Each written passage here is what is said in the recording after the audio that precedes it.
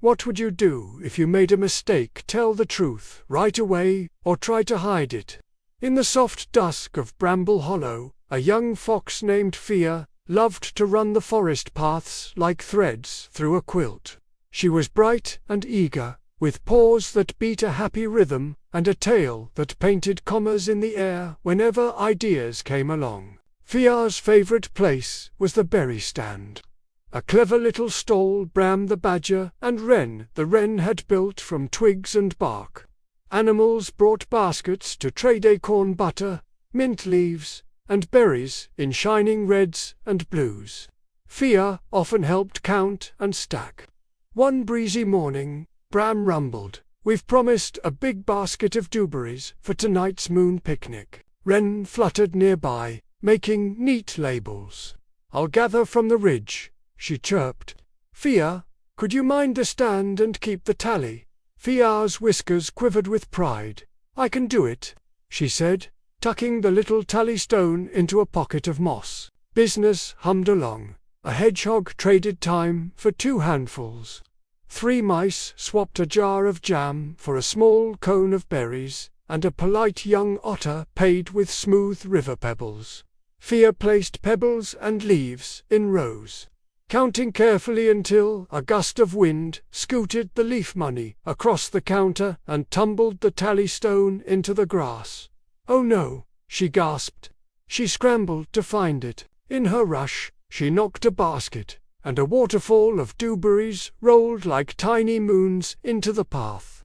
A passing jay squawked. Fia bent to gather the berries, but many were already bruised, soft as sighs. Her chest tightened. If she told Bram, the moon picnic basket would be too small. If she didn't tell, maybe no one would notice, and she could pick more quickly before sunset. "I'll fix it," Fia whispered. "No one needs to know." She hid the bruised berries under the good ones and smoothed the top with her paw. For the rest of the day, she worked twice as fast, offering careful smiles that felt like masks. When Bram returned, the stand looked tidy. The labels sat straight, and the basket seemed full. "Well done," Bram said kindly. "Let's deliver these." They carried the basket to the meadow where lantern mushrooms glowed. Laughter drifted like fireflies. But when the elders lifted the first ladleful, the bruised berries surfaced in a sad purple sigh. Juice stained the linen. A hush fell. Wren tilted her head. "Oh my!" Fia's paws felt cold. She tried to swallow the stone in her throat.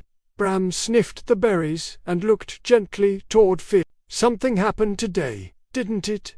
Fia's heart thudded. 100 quick answers raced by. The wind, the jay, the path. But beneath them was a quieter voice, steady as a root. "Say what is true." She took a breath. "I dropped the basket," she said, voice small. "I was afraid to tell you. I tried to hide the bruised ones under the good ones. I'm sorry." The hush deepened, but it wasn't heavy. It was a listening hush. Bram nodded slowly. "Thank you for telling us now." Wren hopped to the edge of the basket. "Truth is a soft cloth," she said. "It can wipe a stain if you use it quickly." Fia swallowed. "I want to make it right." Around them, the animals murmured. The elder tortoise cleared his throat. "The moon picnic can wait while we help," he said. "Honesty deserves a second chance." The meadow stirred into motion. The bats flitted to light more mushrooms. The deer formed a line to the ridge. Fia led the way, her paws steadying as she moved. She taught the little mice to pick only the firm berries.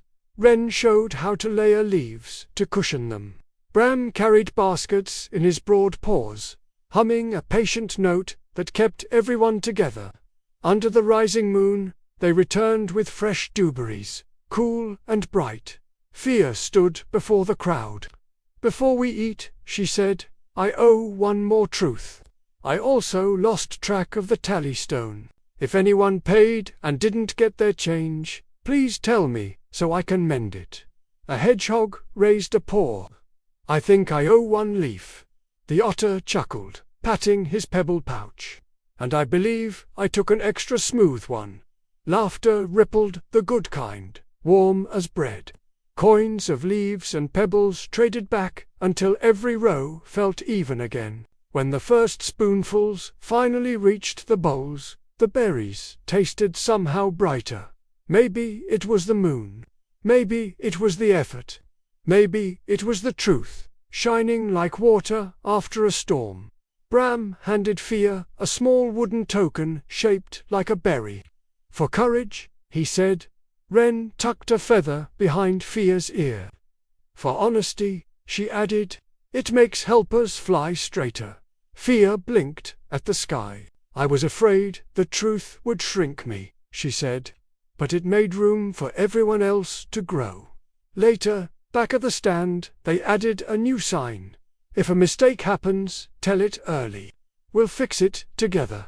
Fia polished the counter, set the tally stone in a tiny bowl so it couldn't run away again, and tied a leaf lid on each basket. When morning warmed the moss, customers arrived smiling.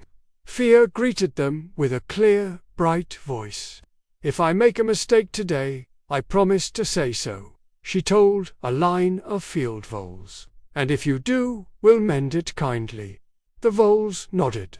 Kindness was a good kind of glue. From then on, Bramble Hollow remembered the night the picnic paused and the truth restarted it. And Fia remembered that honesty isn't a heavy rock to carry. It's a lantern one you hold up so everyone can see the path, including you.